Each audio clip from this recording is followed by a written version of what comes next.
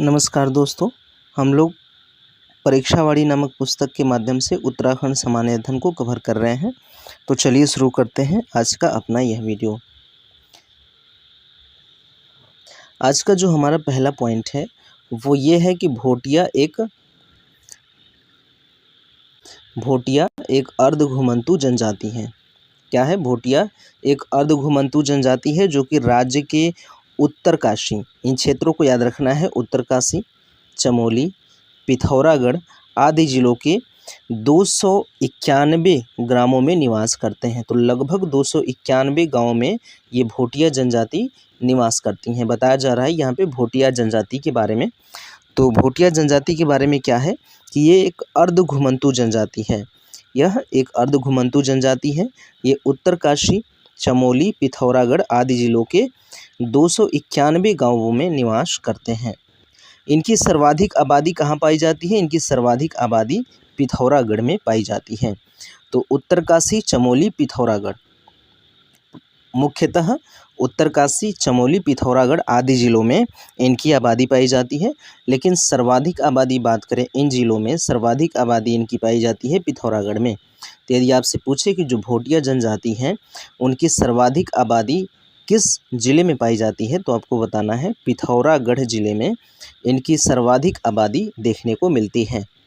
मारछा, तोलछा, Johari, सौका, दरमिया, चौंदासी, व्यासी, जाड़, जेठरा व छापड़ा या बखरिया आदि क्या है? तो भोटिया की उपजातियां हैं।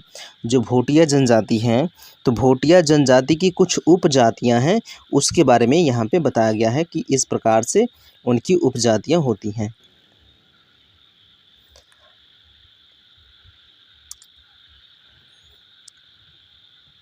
आगे बात करें तो जो जोहार है पिथौरागढ़ के भोटिया, जो जोहार जो इनकी उपजाति है, जो भोटिया जनजाति है, भोटिया जनजाति की जोहार एक उपजाति है जो कि पिथौरागढ़ में आमतौर पे पाई जाती हैं। तो जोहार के भोटिया, सौका तथा धारचूला ये भी पिथौरागढ़ में पाए जाते हैं कि भोटिया रंग कहलाते हैं। जबकि नीति माड़ा जो कि चमोली में है, के भोटिया क्या कहलाते हैं? रंगपा कहलाते हैं। तो ये बता रहा है कि जो जोहार है, जोहार क्षेत्र है, और ये जो सौका है, सौका और जोहार, जोहार क्या है? जोहार एक क्षेत्र है। जोहार क्या है? जोहार एक क्षेत्र है, ये उपजाति नहीं है, जोहारी उपजाति है। क्या है? जोहारी क्या है? इनकी एक उपजाति है और जोहार एक क्षेत्र है जो कि पिथौरागढ़ में है। जोहार उपजाति नहीं है, जोहारी उपजाति है। क्या है? उपजाति जो है वो जोहारी है और जोहार जो है वो एक क्षेत्र है पिथौरागढ़ में। तो बताया जा रहा है कि जो जोहार के भोटिया है वो, और सौका तथा धारचूला के जो भोटिया हैं उनके भोटिया रंग कहलाते हैं। कुल मिला के कह रहा है कि जो जोहार के भोटिया हैं उनको भोटिया रंग कहा जाता है। इसके अलावा जो सौका और धारचूला के भोटिया हैं, 3 क्षेत्रों की बात हो रही है। किन किन की बात हो रही है? एक तो बात हो रही है जोहार क्षेत्र की, दूसरी बात हो रही है सौका और धारचूला। इन 3 क्षेत्रों की जो भोटिया हैं इनको भोटिया रंग कहलाता है। क्या कहलाते हैं? ये भोटिया रंग कहलाते हैं। लेकिन नीति माड़ा की बात करें, जो नीति माड़ा क्षेत्र की भोटिया हैं उनको रंगपा कहते हैं। तो अगर बात करें कि जो जोहार, सौका और धारचूला 3 क्षेत्रों की बात हो रही है, जोहार एक तो जोहार, दूसरा क्या है? सौका है, सौका, और तीसरा क्या है? तीसरा जो क्षेत्र है वो है धारचूला। क्या है? धारचूला। तो इन 3 क्षेत्रों के बारे में बताया जा रहा है कि जो ये 3 क्षेत्र हैं, तीनों क्षेत्र में जो भोटिया लोग रहते हैं उनको भोटिया रंग कहा जाता है। जोहार, सौका और धारचूला, इन 3 क्षेत्रों में रहने वाले भोटिया को भोटिया रंग कहलाता है। तो अगर आपसे पूछे कि भोटिया रंग किसको कहते हैं, तो आपको बताना है कि जोहार, सौका और धारचूला क्षेत्र में रहने वाले भोटिया को भोटिया रंग कहलाता है। अब बात करें नीति और माड़ा की। किसकी? नीति और माड़ा की बात करें अगर, जो नीतीमाड़ा क्षेत्र है, नीतीमाड़ा की बात करें तो नीतीमाड़ा क्षेत्र में रहने वाले भोटिया को रंगपा कहते हैं। तो ये जोहार, सौका और धारचूला में रहने वाले भोटिया को भोटिया रंग कहते हैं, और ये नीतीमाड़ा में रहने वाले भोटिया को रंगपा कहा जाता है। ठीक, आगे बात करें तो चमोली के भोटिया को क्या कहते हैं? मारछा व तोलछा कहा जाता है।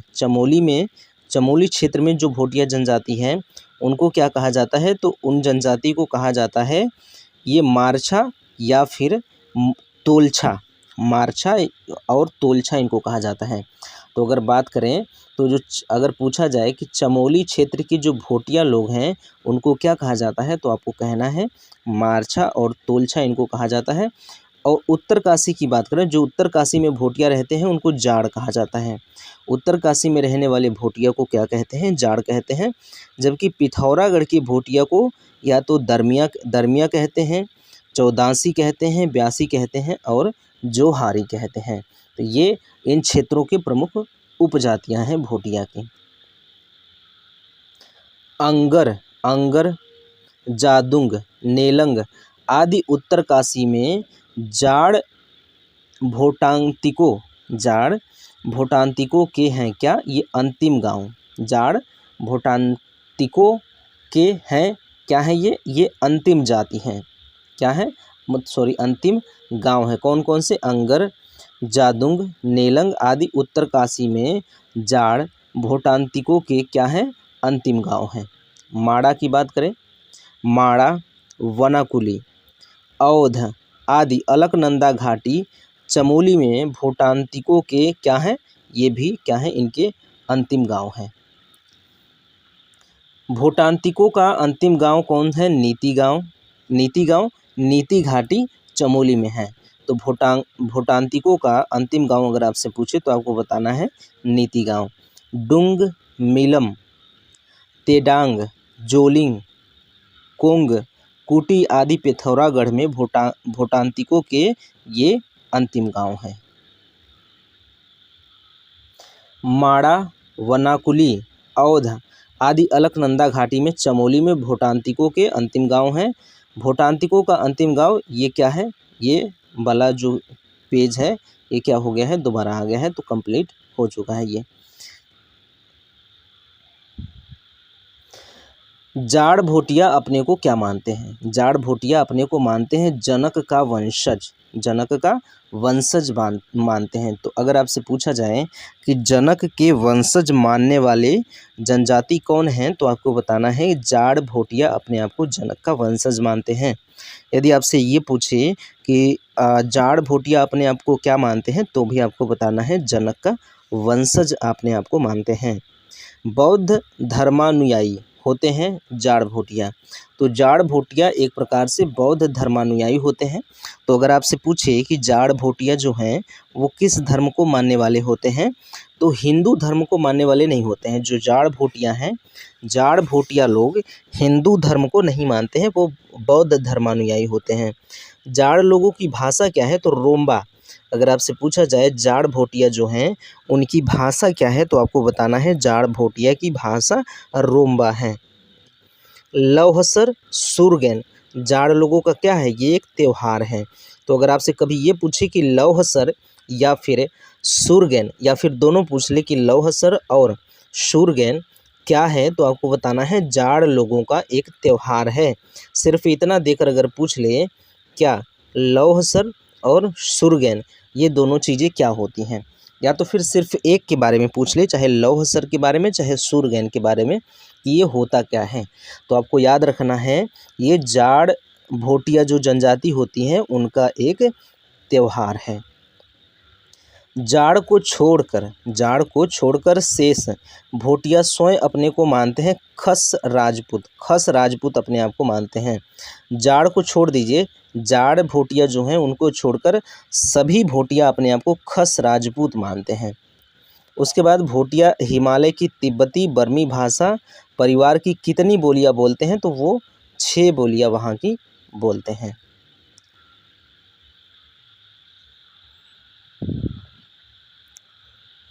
बात करें भोटिया किस प्रजाति के हैं, भोटिया किस प्रजाति के हैं, तो तिब्बती एवं मंगोलियन ये मिश्रित जाति के हैं। कहाँ कहाँ के, तिब्बत और मंगोल के मिश्रण जाति के या मिश्रण प्रजाति के लोग हैं। तो अगर आपसे पूछें कि भोटिया किस प्रजाति के लोग हैं, भोटिया किस प्रजाति के लोग होते हैं, तो आपको बताना है तिब्बती और मंगोलियन का मिश्रित प्रजाति होते हैं ये। भोटिया लोगों का शीतकालीन आवास गुंडा या फिर मुनशा कहलाता है, जबकि ग्रीष्मकालीन आवास क्या कहलाता है, मैत।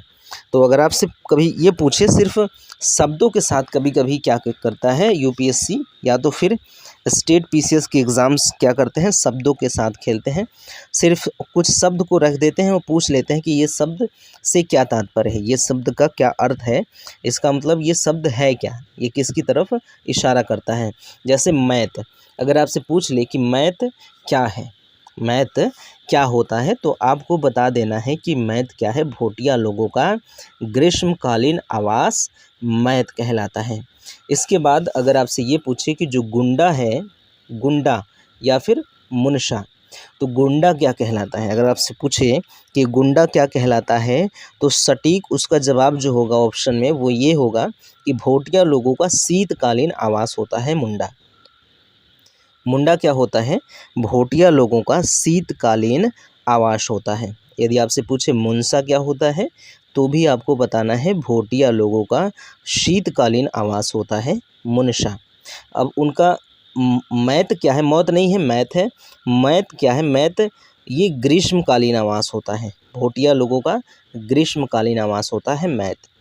ज्या बात कर लें या फिर मरज्या, ज्या या फिर मरज्या, ये क्या है, इसके बारे में अगर बात करें, ज्या, मरज्या, मरज्यादू तथा चकती या फिर छंग भोटिया लोगों का क्या है, ये एक प्रकार का प्रिय पेय है इनका। ज्या की बात कर लें, इसको ही मरज्या कहा जाता है। क्या कहा जाता है, मरज्या, ज्या या फिर मरज्या। इसके अलावा बात कर ले मरज्यादू तथा चकती, चकती या फिर छंग भोटिया लोगों का एक प्रकार का प्रिय पेय है, पेय है मतलब पीने वाला कोई पदार्थ है इनका। तत्सत क्या है, तत्सत और दामोला, तत्सत और दामोला भोटिया में विवाह की है दो प्रमुख विधियां। ये विवाह की दो प्रमुख विधियां हैं, क्या क्या, तत्सत, दामोला। तो अगर आपसे पूछ ले कि तत्सत और दामोला क्या है, तो आपको बताना है भोटिया लोगों में विवाह की एक प्रकार से दो प्रमुख विधियां हैं। विवाह के अवसर पर भोटिया क्या करते हैं, ये पौड़ा नृत्य करते हैं, पौड़ा नृत्य करते हैं। अगर आपसे पूछे कि भोटिया लोग पौड़ा नृत्य कब करते हैं, तो आपको बताना है कि विवाह के अवसर पर ये लोग पौड़ा नृत्य करते हैं। इसके अलावा अगर आपसे पूछें कि विवाह के अवसर पर भोटिया लोग कौन सा नृत्य करते हैं, तो आपको बताना है पौड़ा नृत्य, मतलब किधर से भी पूछ ले आपको जवाब दे देना है। भोटिया अपने सगे संबंधियों को क्या कहते हैं, इनको स्वारा कहते हैं। जैसे हम लोग कहते हैं रिश्तेदार वगैरह कुछ कहते हैं, ऐसे कहते हैं जैसे रिश्तेदार हैं वो हमारे, कुछ भी कहते हैं, तो वो लोग अपने सगे संबंधियों को स्वारा कहते हैं। तो अगर आपसे ये पूछे कि स्वारा क्या है, तो आपको बताना है कि भोटिया लोग अपने सगे संबंधियों को क्या कहते हैं, स्वारा कहते हैं। उसके बात करें तो इनके पूज्य देव जो हैं, जो भोटिया लोगों के प्रमुख पूज्य देव हैं या इनके प्रमुख जो देवता हैं उनकी बात करें तो भूम्याल, ग्वाला, बैगरैग चिम, बैगरैग चिम, नंदा देवी, दुर्गा, कैलाश पर्वत, द्रोणागिरी, हाथी पर्वत आदि भोटिया लोगों के क्या हैं, पूज्य देव हैं। ये भोटिया लोगों के पूज्य देव हैं।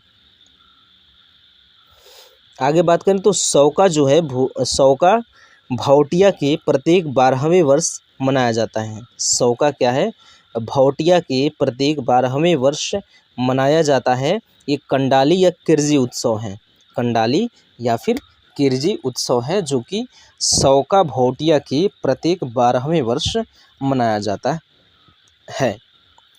तुवोरा, ब्याजू, तिमली आदि भोटिया के लोकगीत हैं। ये क्या है, भोटिया जनजाति जो हैं, भोटिया जनजाति के लोक गीत हैं ये सब। ये क्या है, भोटिया जनजाति के लोक गीत हैं। अगर आपसे ये पूछे कि तुवेरा, ब्याजू, तिमली ये क्या हैं, या तो फिर दो पूछ ले या फिर एक ही पूछ ले, या तो तुवेरा या ब्याजू, बाज्यू या फिर तिमली, या फिर दो पूछ ले तुवेरा, बाज्यू, या फिर तीनों पूछ ले तुवेरा, बाज्यू और तिमली क्या हैं, तो आपको बताना है भोटिया लोगों का प्रमुख लोकगीत है। ये उत्तराखंड में निवास करने वाले भोटिया लोगों का प्रमुख लोकगीत है। भोटिया का प्रमुख वाद्य यंत्र क्या है, तो हुड़के इनका प्रमुख वाद्य यंत्र है।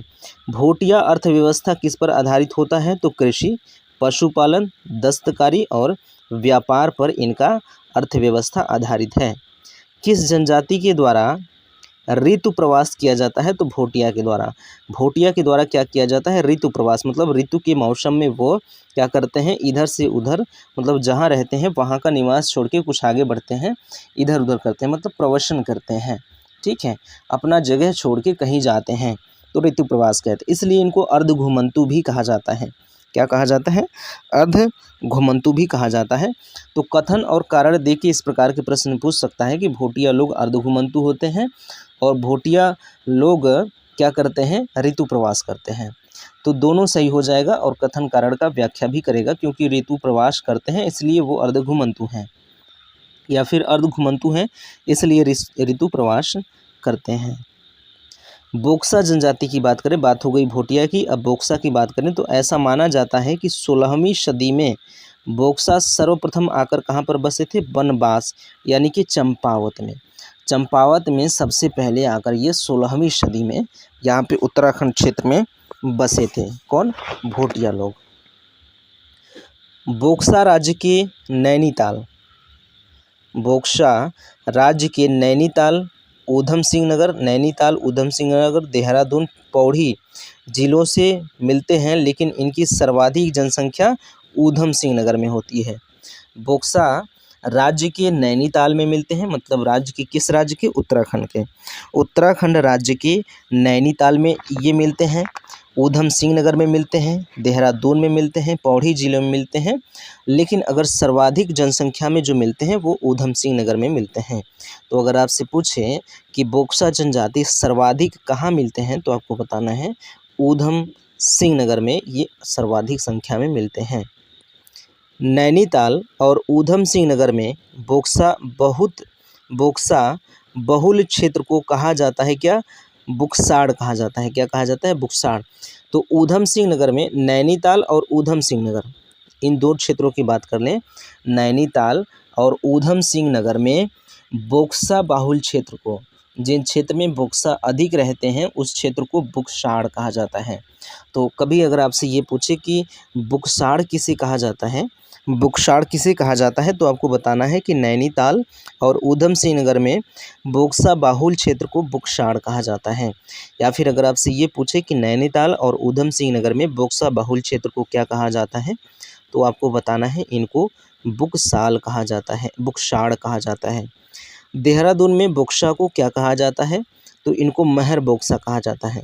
तो देहरादून में बोक्सा को महर बोक्सा क्या कहा जाता है।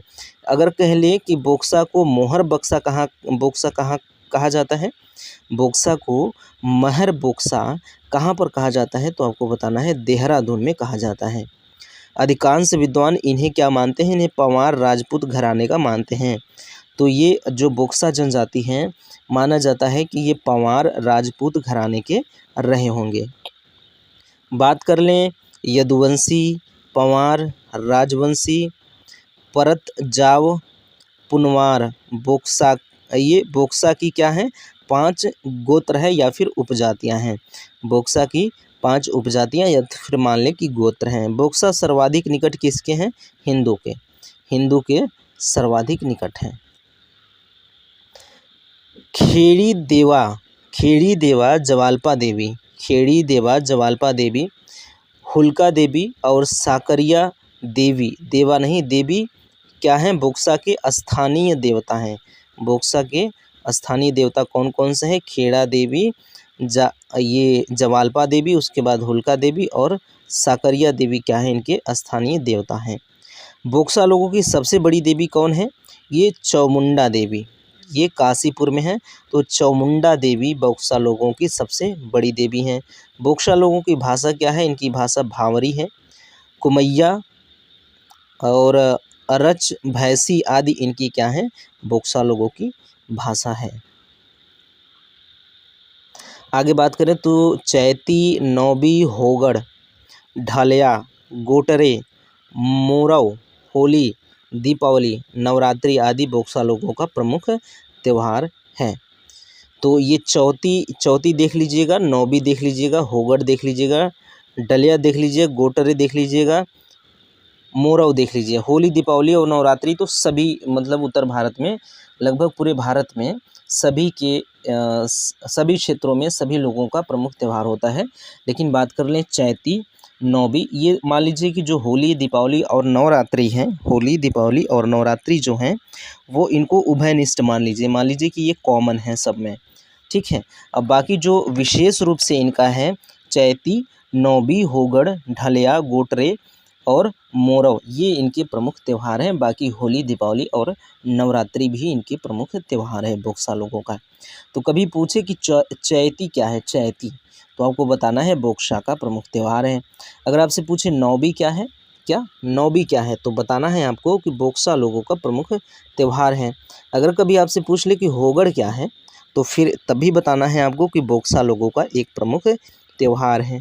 डलिया अगर पूछ ले आपसे तो भी आपको बताना है कि बोक्सा लोगों का एक प्रमुख त्यौहार है। गोटरे पूछ ले या मोरव पूछ ले तो भी बताना है कि बोक्सा लोगों का एक प्रमुख त्यौहार है। बोक्सा लोगों का सर्वप्रमुख त्यौहार व मेला क्या है? तो चैती इनका सर्वप्रमुख त्यौहार और मेला है।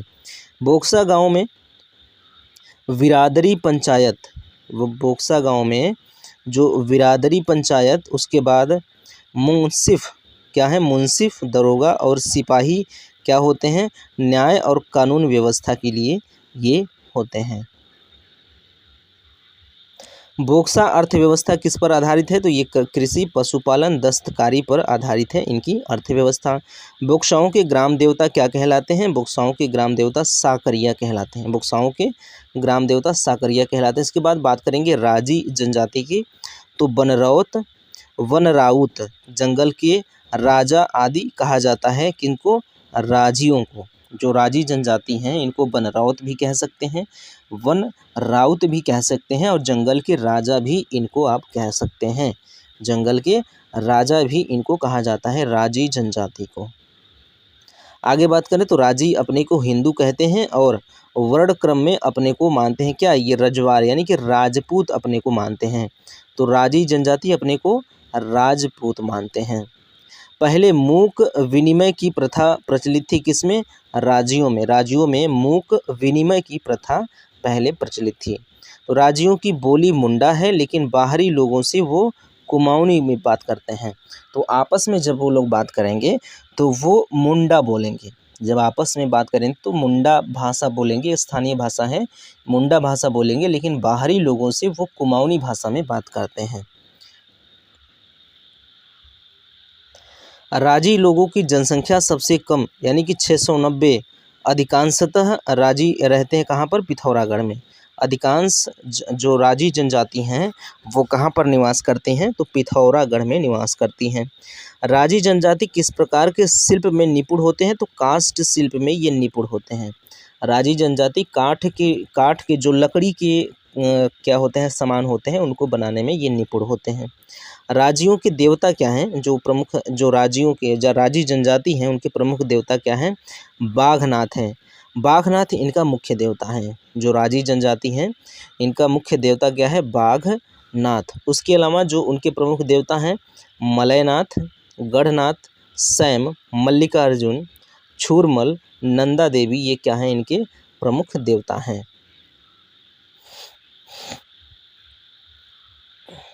आगे बात करें तो गोरा अठठावली,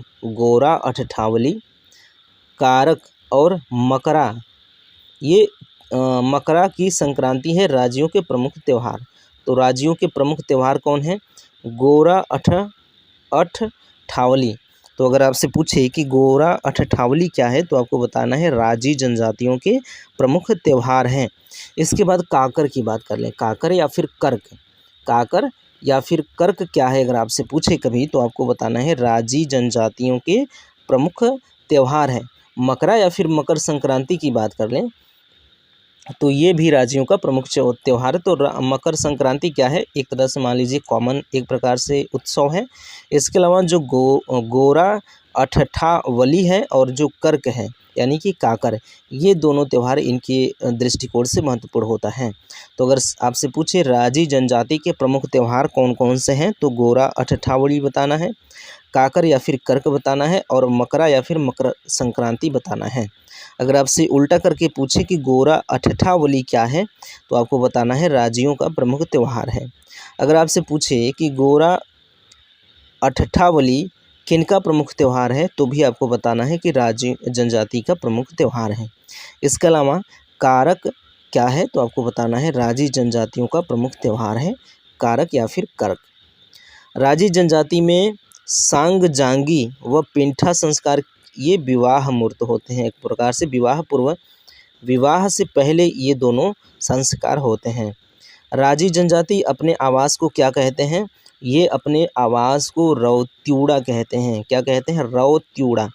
तो ठीक है, अगर ये प्रश्न आपके सामने आए हैं कि राजी जनजाति अपने आवास को क्या कहते हैं तो आपको बताना है रौत्यूड़ा अपने आवास को कहते हैं। अगर सिर्फ ये लिख के आ जाए कि रौत्यूड़ा किसको कहते हैं, क्या कहते हैं, रौत्यूड़ा, रौत्यूड़ा किसको कहते हैं तो आपको बताना है जो राजी जनजाति होते हैं उनके आवास को रौत्यूड़ा कहा जाता है। राजी अधिकांशतः कहाँ पे निवास करते हैं तो ये अधिकांशतः झोपड़ियों में ही निवास करने वाले लोग होते हैं। अब बात होगी उत्तराखंड के सड़क परिवहन की। उत्तराखंड में सड़क परिवहन की बात करें तो राज्य के कुल यातायात में सड़क यातायात का योगदान 85% है। 85% सड़क यातायात का योगदान है। मतलब ये मान लीजिए कि आप कह सकते हैं कि उत्तराखंड राज्य में सड़क यातायात अधिकांश है, मतलब कि ज़्यादातर सड़क यातायात हैं। यातायात साधनों की यातायात की बात करें तो यातायात में सड़क यातायात का योगदान सर्वाधिक है या फिर 85% है। 85% है, इसका मतलब सर्वाधिक है। अब जो बचेगा 15% उसी में रेल यातायात हो जाएगा, हवाई यातायात हो जाएगा, ये सब क्या हो जाएगा, और जल यातायात उसी में आ जाएगा। किसमें, 15%, बचे हुए 15% में। तो आप सीधी सीधी बात कह सकते हैं कि अधिकांश जो यातायात में योगदान है वो सड़क यातायात का योगदान है। राज्य के कुल सड़क यातायात में निजी ट्रांसपोर्ट का योगदान कितना है, 80% है। तो राज्य के कुल सड़क यातायात में, यहाँ से बात करें, राज्य के कुल सड़क यातायात में निजी ट्रांसपोर्टरों का कितना योगदान है, मतलब सरकारी छोड़ के, सरकारी का सिर्फ 20% योगदान है, बाकी निजी ट्रांसपोर्टरों का योगदान कितना है, 80% है निजी ट्रांसपोर्टरों का योगदान। राज्य में अभी तक सड़कों से अछूता भूभाग कितना है, 40%। तो याद रखिए 40% राज्य के 40% भूभाग में सड़कों का निर्माण अभी नहीं हो पाया है। तो याद रखना है उत्तराखंड राज्य में 40% क्षेत्र में सड़कों का निर्माण नहीं हो पाया है। एक प्रकार से ये भारी भरकम डाटा है, ठीक है। 40% एक प्रकार से मान लीजिए लगभग आधा उत्तराखंड में अभी सड़कों का निर्माण नहीं हुआ है। मतलब 10% और बढ़ा दीजिए तो आधा ही हो जाएगा। तो मतलब 10% भी बहुत बड़ा डाटा है, तो मान लीजिए कि छोड़ दीजिए उसको, 40 ही मानिए। तो ये मान लीजिए कि राज्य में अभी तक सड़कों का अछूता भूभाग लगभग 40% रहा है, अभी तक है।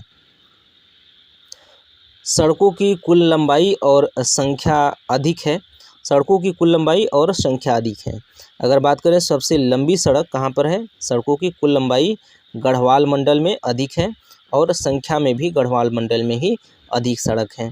राज्य की कुल सड़कों में सर्वाधिक व सबसे कम सड़क लंबाई वाले जिले, तो सर्वाधिक लंबाई वाला सड़क किस जिला में है, पौड़ी में। सबसे कम लंबाई वाला जो सड़क है, सबसे कम लंबाई वाला सड़क है वो है रुद्रप्रयाग में। राज्य के कुल वाहनों में सर्वाधिक व सबसे कम वाहन वाले जिले, तो सर्वाधिक वाहन वाला जिला कौन सा है, देहरादून, और सबसे कम वाहन वाला जिला उत्तरकाशी है। आगे बात करें तो रामनगर जो कि नैनी में है से कालागढ़ जो कि पौड़ी में है और पाखरो ये कार्बेट के पास है पौड़ी में।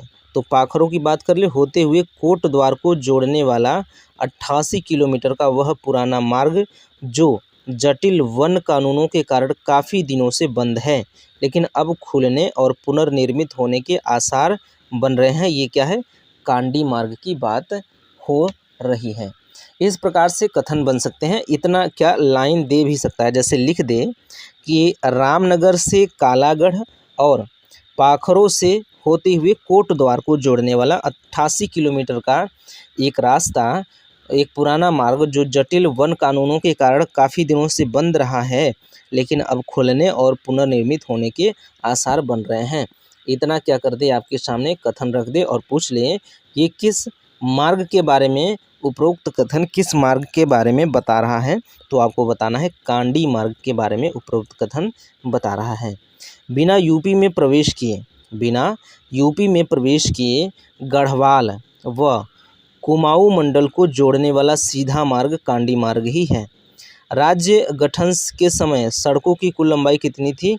10,000 किलोमीटर उस समय सड़कों की लंबाई थी। राज्य में राष्ट्रीय राजमार्गों की कुल लंबाई कितना है? 2,954 किलोमीटर राष्ट्रीय राजमार्ग है। लेकिन लोक निर्माणाधीन राष्ट्रीय राजमार्गों की लंबाई कितना है? 2,068 किलोमीटर ये लोक निर्माणाधीन राष्ट्रीय राजमार्गों की लंबाई है। राज्य लोक निर्माण विभागाधीन प्रादेशिक राजमार्ग की लंबाई कितनी है? 5,833 किलोमीटर इनकी प्रादेशिक राजमार्ग की लंबाई है। प्रादेशिक राजमार्ग की बात करें, ये तो क्या है? राष्ट्रीय राजमार्ग है। क्या है? राष्ट्रीय राजमार्ग की लंबाई 2,068 है। लेकिन बात करें तो प्रादेशिक राजमार्ग की लंबाई कितना है? 5,833 किलोमीटर। राज्य लोक निर्माण विभागाधीन प्रमुख जिला सड़क की बात करें अब, ये क्या है? राष्ट्रीय राजमार्ग, प्रादेशिक राजमार्ग। अब बात हो गई है जिला सड़कों की, तो जिला सड़कों की लंबाई 3,794 किलोमीटर है। इसके बाद अन्य जिला सड़कों की लंबाई कितना है? 2,507 किलोमीटर अन्य क्या है? अन्य जिला सड़कों की लंबाई है। राज्य लोक निर्माण विभागाधीन ग्रामीण सड़कों की लंबाई कितनी है? तो 25,885 किलोमीटर क्या है? ग्रामीण सड़कों की लंबाई है। राज्य लोक निर्माण विभागाधीन हल्के वाहन मार्गों की संख्या लंबाई कितनी है? तो 299 किलोमीटर हल्के वाहन मार्गों की लंबाई है उत्तराखंड में। राज्य लोक निर्माण विभागाधीन सड़कों की कुल लंबाई कितना है? तो 40,457 किलोमीटर। राज्य में स्थानीय निकायों के अंतर्गत सड़कों की कुल लंबाई कितनी है? तो ये 8,634 किलोमीटर है। वन, गन्ना, सिंचाई व अन्य विभागाधीन सड़कों की कुल लंबाई कितनी है? तो ये 6,251 किलोमीटर है। तो ये डाटा क्या है? हल्का सा दिमाग में बैठा के रखना है, क्योंकि अगर इस प्रकार के तथ्य पूछे कि जो राज्य में स्थानीय निकायों के अंतर्गत सड़कों की लंबाई की अपेक्षा वन, गन्ना, सिंचाई व अन्य विभागाधीन सड़कों की लंबाई जो है वो क्या है? कम है। क्या है? कम है। तो आप कहेंगे ये कथन सही है। तो बिना इस डाटा का प्रयोग किए हुए वो अगर एग्जामिनर इस प्रकार के प्रश्न पूछ लें तो आप भी बिना इस डाटा के यूज़ किए हुए सवाल का जवाब नहीं दे पाएंगे। आपको इस डाटा की आवश्यकता हो ही जाएगी, क्योंकि कंपेयर करना पड़ेगा आपको कि किसकी लंबाई अधिक है, तो ही उस सवाल का जवाब दे पाएंगे। तो क्या करिए कि हल्का हल्का इन डाटास को क्या करिए, दिमाग में बैठा के रखिए। तो यही नहीं बल्कि पूरे के पूरे जो डाटा हैं उनसे रिलेटेड डाटा बिना दिए इस प्रकार के प्रश्न पूछे जा सकते हैं। तो आप इसके लिए सावधान रहिएगा। आगे बढ़ते हैं। सीमा सड़क संगठन के सड़कों की लंबाई कितना है? वो 801 किलोमीटर है। राज्य में सभी प्रकार व सभी विभागों के सड़कों की कुल लंबाई कितनी है? 55,343 किलोमीटर। राज्य में सड़कों से जुड़ चुके गांवों की संख्या कितनी है? 13,372 गांव सड़क से जुड़ चुके हैं। प्रदेश में प्रधानमंत्री ग्राम सड़क योजना संचालित कब से है? सन 2000 से यहाँ पे क्या है? प्रधानमंत्री ग्राम सड़क योजना संचालित है।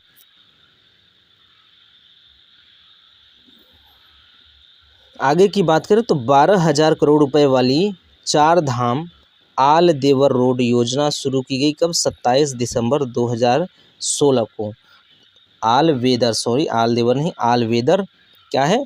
आल वेदर है। तो ऑल वेदर रोड योजना, ऑल वेदर रोड योजना कब शुरू की गई? तो 27 दिसंबर 2016 को ऑल वेदर रोड योजना शुरू की गई। ये 12,000 करोड़ रुपए वाली चार धाम या मतलब कि चार धाम आल वेदर रोड योजना है। इसके जो बजट है वो 12,000 करोड़ रुपए है।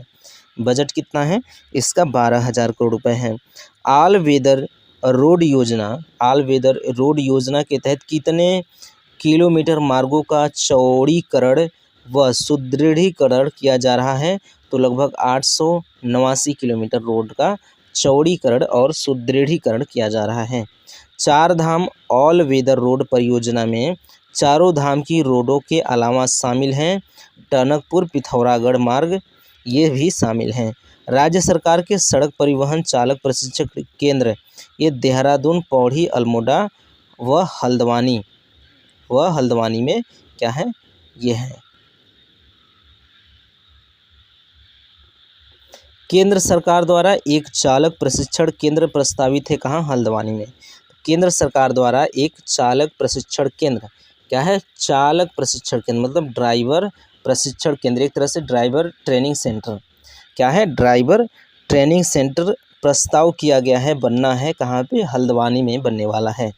अंतर्राज्यीय बस अड्डा निर्माणाधीन है, वो कहाँ पे है? हल्द्वानी में। कहाँ पे? हल्द्वानी। ये अंतर्राष्ट्रीय बस अड्डा है, एक प्रकार से मान लीजिए यहाँ से बसें विदेशों को निकलेंगी। ये क्या है? अंतर्राष्ट्रीय बस अड्डा है। क्या है? ये बस अड्डा है, अंतर्राष्ट्रीय बस अड्डा। तो ये याद रखना है कि अंतर्राष्ट्रीय बस अड्डा कहाँ पे बन रहा है? हल्द्वानी में। अंतर्राष्ट्रीय बस अड्डा हल्द्वानी में बन रहा है। राज्य में पंजीकृत वाहनों हेतु यूके सीरीज शुरू की गई कब से? 1 नवंबर सन 2007 से यूके सीरीज शुरू की गई।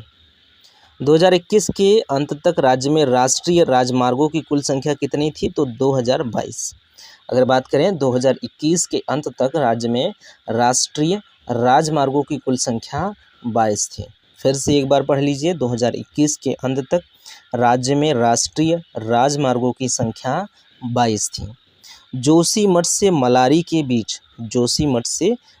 के बीच बनने वाले प्रदेश के 23वें राष्ट्रीय राजमार्ग जिसका नाम है 107B का शिलान्यास कब किया गया? 21 अक्टूबर 2022 को इसका शिलान्यास किया गया।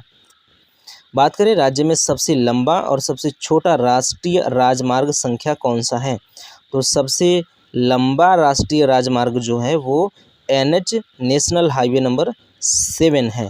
नेशनल हाईवे नंबर 7 है। और सबसे छोटा जो राष्ट्रीय राजमार्ग है वो है नेशनल हाईवे नंबर 30 जो कि सिर्फ मतलब कुल मिला के मान लीजिए 3 किलोमीटर का है। 3 किलोमीटर का क्या है? राष्ट्रीय राजमार्ग है। देख लीजिए कितना छोटा राष्ट्रीय राजमार्ग है। तो ये उत्तराखंड की बात हो रही है। और जो सबसे लंबा राष्ट्रीय राजमार्ग है उत्तराखंड में नेशनल हाईवे नंबर 16 है, वो 102 किलोमीटर लंबा है। तो अगर बात करें उत्तराखंड राज्य में सबसे लंबा राष्ट्रीय राजमार्ग या नेशनल हाईवे तो वो क्या है? वो NH नेशनल हाईवे नंबर 7 है। इसकी लंबाई 402 किलोमीटर है। और सबसे छोटा राष्ट्रीय राजमार्ग जो है उसका नाम है नेशनल हाईवे नंबर 30, उसकी लंबाई 2.90 किलोमीटर है। राज्य के सबसे लंबे राष्ट्रीय राजमार्ग यानी कि नेशनल हाईवे नंबर 7 को माना गांव से लगभग 50 किलोमीटर और आगे बढ़ाया जा रहा है। ये माना पास तक बनाया जा रहा है, मतलब माना जो दर्रा है, माना दर्रे के पास तक वहाँ पे इसकी लंबाई बढ़ाई जा रही है। हरिद्वार से गुजरने वाली राष्ट्रीय राजमार्ग क्या है? हरिद्वार से गुजरने वाली राष्ट्रीय राजमार्ग कौन कौन से हैं? तो national highway number 34, national highway number 334 और national highway number 334A। National highway number 34 कौन कौन से जो राष्ट्रीय राजमार्ग हरिद्वार से गुजरते हैं? हरिद्वार से गुजरने वाली जो राष्ट्रीय राजमार्ग है national highway number 34, national highway number 334A और नेशनल हाईवे नंबर मतलब 334A ये शामिल है। ये तो 334 है और दूसरा 334A है, फिर 300 मतलब ये सिर्फ 34 है। ये 3 हाईवे जो नेशनल मार्ग है ये हरिद्वार से गुजरने वाले राष्ट्रीय राजमार्ग हैं। गंगोत्री किस राष्ट्रीय राजमार्ग पर स्थित है? तो नेशनल हाईवे नंबर 34 पर गंगोत्री स्थित है। तो अगर आपसे पूछे कि जो गंगोत्री है, गंगोत्री किस नेशनल हाईवे पर है, किस राष्ट्रीय राजमार्ग पर स्थित है, तो आपको बताना है national NH34 national highway number 34 पर स्थित है। यमुनोत्री की बात करें तो ये किस राजकीय मार्ग पर स्थित है? तो नेशनल हाईवे नंबर 134 पर यह स्थित है। बद्रीनाथ किस राष्ट्रीय राजमार्ग पर स्थित है? बद्रीनाथ, तो बद्रीनाथ नेशनल हाईवे नंबर 7 पर स्थित है। केदारनाथ के लिए बेस स्थल गौरीकुंड किस राष्ट्रीय राजमार्ग पर स्थित है? तो ये नेशनल हाईवे नंबर 107 पर ये स्थित है। राज्य की राजधानी देहरादून से गुजरने वाली राष्ट्रीय राजमार्ग कौन सा है? नेशनल हाईवे नंबर 7 और नेशनल हाईवे नंबर 307। तो ये देहरादून से गुजरने वाली राष्ट्रीय राजमार्ग है। ये उत्तराखंड की जो राजधानी है, उत्तराखंड की राजधानी है देहरादून। तो देहरादून से गुजरने वाले जो राष्ट्रीय राजमार्ग हैं, राष्ट्रीय राजमार्ग संख्या 7 और राष्ट्रीय राजमार्ग संख्या 107 हैं, मतलब 307 हैं। प्रदेश की ग्रीष्मकालीन राजधानी जो है वो गैरसैंण है। यहाँ से गुजरने वाला राष्ट्रीय राजमार्ग कौन है? वो NH 109 है। मुनस्यारी और जौलजीबी से गुजरने वाला राष्ट्रीय राजमार्ग NH 109 के है। यहाँ से गुजरने वाला राष्ट्रीय राजमार्ग। प्रदेश में राज्य परिवहन निगम के कुल बस डिपो कितने हैं? 19। तो यहाँ पे उत्तर प्रदेश में राज्य परिवहन निगम के मतलब सरकारी जो बस हैं, उत्तराखंड राज्य के सरकारी बस हैं, तो कुल बस डिपो 19 है। 19 बस स्टैंड हैं वहाँ पे। उत्तराखंड रोडवेज का गठन कब हुआ? 2003 में उत्तराखंड रोडवेज का गठन हुआ। टिहरी झील पर बना भारत का सबसे लंबा यानी कि 440 मीटर सबसे लंबा झूला पुल यानी झूला पुल ये चालू कब हुआ? 8 नवंबर सन 2020 को चालू हुआ। ऋषिकेश में राम झूला पुल के निकट बना हुआ ऋषिकेश के राम झूला पुल के निकट बना हुआ 310 मीटर लंबा जानकी झूला पुल कब चालू हुआ? 20 नवंबर सन 2020 को चालू किया गया। अब बात होगी उत्तराखंड में रेल परिवहन की। उत्तराखंड में रेल परिवहन की बात होगी। तो रेल परिवहन में बात करें अगर, तो राज्य में कुल रेल पथ 2021-22 के अनुसार अगर बात करें तो राज्य में कुल रेल पथ की लंबाई कितनी थी? तो 344.91 किलोमीटर यानी कि कुल मिला के 345 किलोमीटर लगभग। तो अगर आपसे पूछे कि उत्तराखंड राज्य में रेल पथ की लंबाई मतलब रेलवे जो लाइन है या रेल मार्ग है उसकी कुल लंबाई 2021-22 के अनुसार तो 344.91 किलोमीटर है।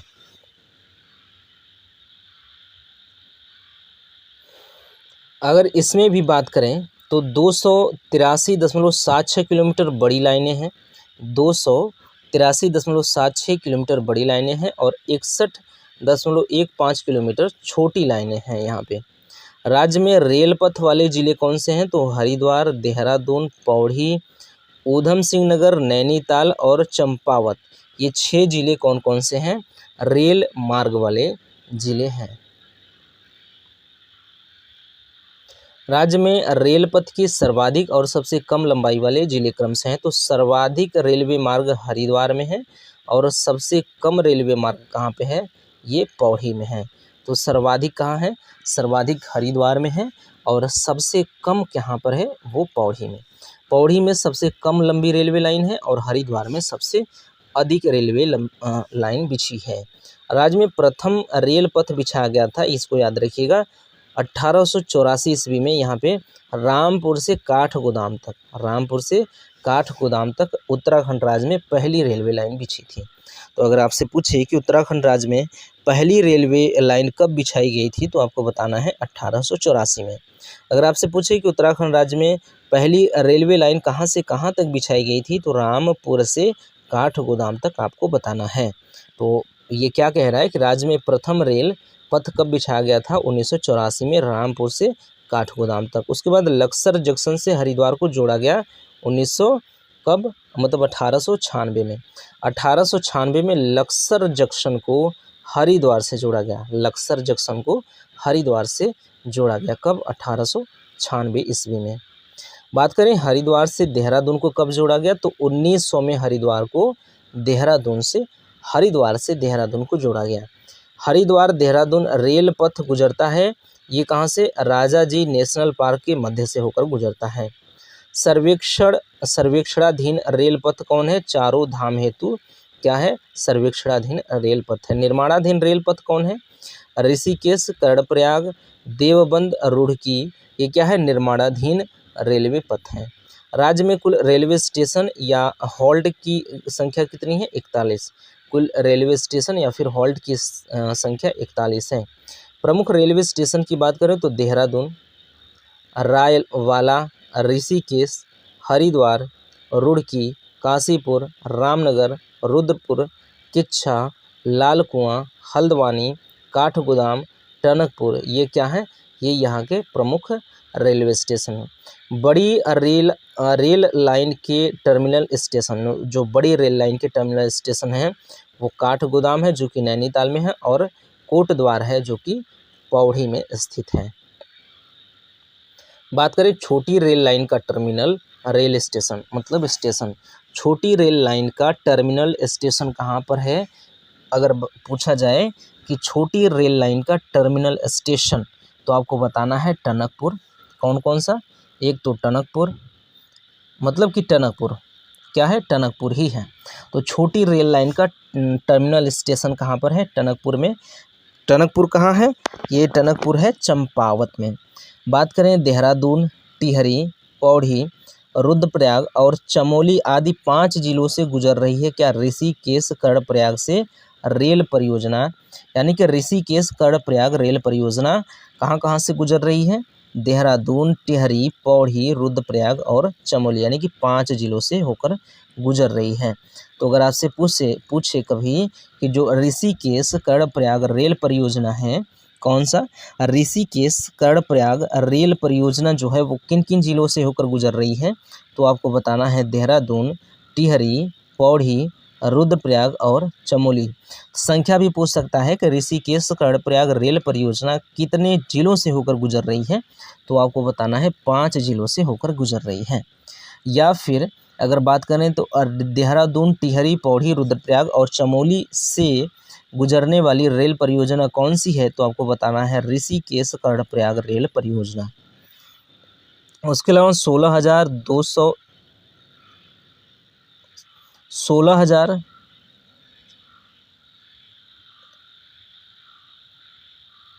कितना, 16,216 करोड़ रुपए की लागत से 20 मार्च सन 2020 से निर्माणाधीन ऋषिकेश कर्णप्रयाग रेल परियोजना की लंबाई कितनी है, 125 किलोमीटर लंबाई इसकी है।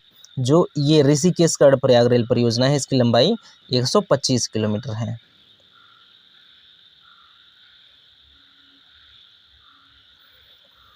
ऋषिकेश कर्णप्रयाग रेल परियोजना के 125 किलोमीटर के रेल पथ से 105.47 किलोमीटर का पथ गुजरेगा कहाँ से, 17 सुरंगों से। तो 105 किलोमीटर का रास्ता 17 सुरंगों से होकर गुजरेगा, ठीक है। जो ऋषिकेश कर्णप्रयाग रेल परियोजना है 125 किलोमीटर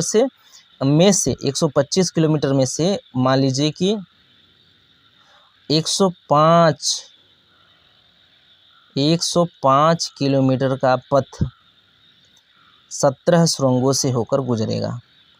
ऋषिकेश कर्णप्रयाग परियोजना के 125 किलोमीटर के पथ में से प्रस्तावित कुल 35 पुल हैं। 35 पुल कितने हैं, 35 पुल हैं, जिनमें से 16 क्या हैं, मुख्य पुल हैं। ऋषिकेश कर्णप्रयाग रेल परियोजना के तहत योगनगरी, ऋषिकेश, शिवपुरी, व्यासी, देवप्रयाग, जनासू, मलेथा, चौरास, धारी देवी, सुमेरपुर या फिर तितली, उसके अलावा घोलतीर, गौचर और सिवाई, ये 12 स्टेशन मिलेंगे। कहाँ पे? ऋषिकेश कर्णप्रयाग रेल परियोजना के तहत। तो संख्या आपसे पूछ सकता है या फिर कुछ कुछ जो महत्वपूर्ण हैं स्टेशंस उसके बारे में पूछ सकता है कि ऋषिकेश कर्णप्रयाग रेल परियोजना के तहत ये सभी स्टेशन प्रस्तावित हैं। कुल मिला के 12 स्टेशन हैं, 12 स्टेशन हैं संख्या में, ये प्रस्तावित हैं, बनने हैं। इस परियोजना के 12 स्टेशनों में से सबसे कम प्लेटफार्म जनासू में होगा, यानी कि 1 प्लेटफार्म यहाँ होगा, जबसे सबसे अधिक प्लेटफार्म श्रीनगर में होगा, 5 प्लेटफार्म होगा, और सिवाई में 4 प्लेटफार्म होने हैं।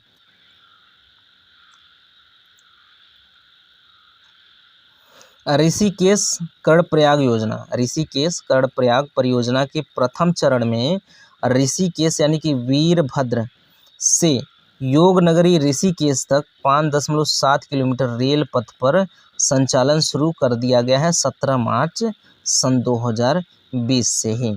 ऋषिकेश से कर्णप्रयाग तक रेल संचालन का लक्ष्य 2024-25 तक का है। 34 किलोमीटर और 20 स्टेशनों वाली हरिद्वार ऋषिकेश मेट्रो रेल परियोजना ये क्या है? अभी प्रस्तावित है। अब बात होगी वायु परिवहन की। तो राज्य में हवाई अड्डे कितने हैं? 1 दून, पहला कहाँ है? दून, यानी कि जॉली ग्रांट, ये हवाई अड्डा देहरादून में है, दून हवाई अड्डा या फिर जॉली ग्रांट हवाई अड्डा देहरादून। दूसरा क्या है? ये फूलबाग पंतनगर यानी कि ऊधम सिंह नगर हवाई अड्डा कहाँ पर है? ये ऊधम सिंह नगर में है। तो फूलबाग पंतनगर हवाई अड्डा ये ऊधम सिंह नगर में है। तीसरा की बात करें तो नैनी सैनी, ये पिथौरागढ़ में है। गौचर चमोली, उसके बाद चिन्याली सौड़ उत्तरकाशी, ये सभी क्या है? यहाँ के प्रमुख हवाई अड्डे हैं। राज्य में सबसे लंबा रनवे दून हवाई अड्डे का है। सबसे लंबा रनवे किस हवाई अड्डे का है? तो दून हवाई अड्डे का है। और जबकि सबसे छोटा रनवे ये चिन्याली सौड़ हवाई अड्डे का सबसे छोटा रनवे है। वर्तमान में प्रदेश में कुल हेलीपैड की संख्या कितनी है? 51 हेलीपैड है राज्य में कुल। प्रदेश में हेलीकॉप्टर सेवाएं उपलब्ध कराई जा रही हैं। यह सरकारी या पवन हंस व निजी कंपनियों द्वारा, सरकारी व निजी कंपनियों द्वारा ये हेलीकॉप्टर सेवाएं प्रदान की जा रही हैं। केंद्र सरकार की उड़ान योजना के तहत प्रदेश के लगभग 14 मार्गों पर शुरू की जा रही है हवाई एवं हेली सेवाएं। तो यहाँ पे हवाई एवं हेली सेवाएं शुरू की जा रही हैं। सहस्त्रधारा हेलीपैड से शुरू की जा रही है हिमालय दर्शन योजना शुरू की जा रही है। प्रदेश में पहली हेली सेवा अगस्त्य मुनि से केदारनाथ के लिए शुरू की गई थी। कब? 16 मई सन 2003 को। अब किसकी बात होगी? जो कुछ अन्य आंकड़े हैं यहाँ पे किससे संबंधित,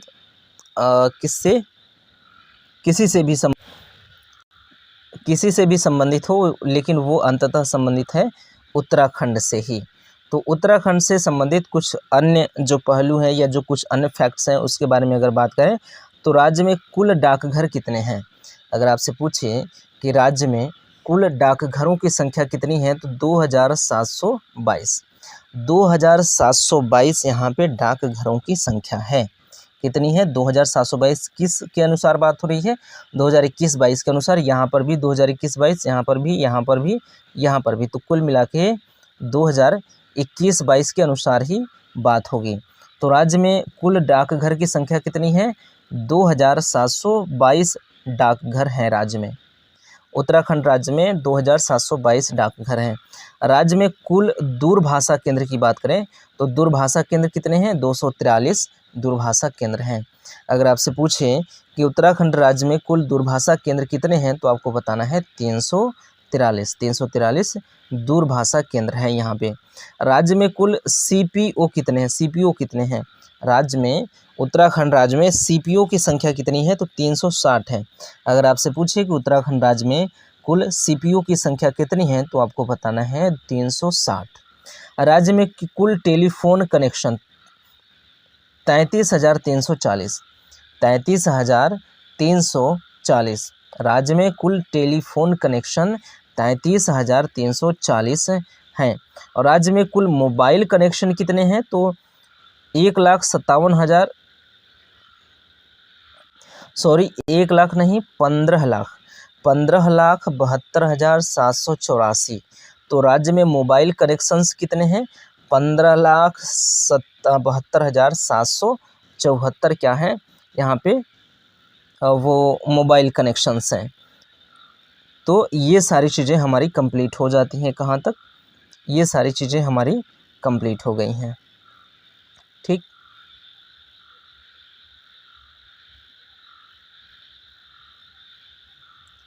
एक मिनट, स्लाइड्स क्या हैं अब समाप्त हो गए हैं। अधिकांश निवास करते हैं झोपड़ियों में। राजी जनजाति के बारे में इधर हो गया, इधर क्या हो गया? राजी लोग भी हो गए। बोक्सा जनजाति के बारे में, भोटिया जनजाति के बारे में बात हो गई। इसके अलावा बात हो गई है हमारी परिवहन के बारे में। परिवहन में भी रेल परिवहन, वायु परिवहन और सड़क परिवहन की बात हो गई। ठीक, और हमारे पास स्लाइड भी नहीं बचा है। हम देख रहे हैं स्लाइड भी नहीं बचा है हम लोगों के पास।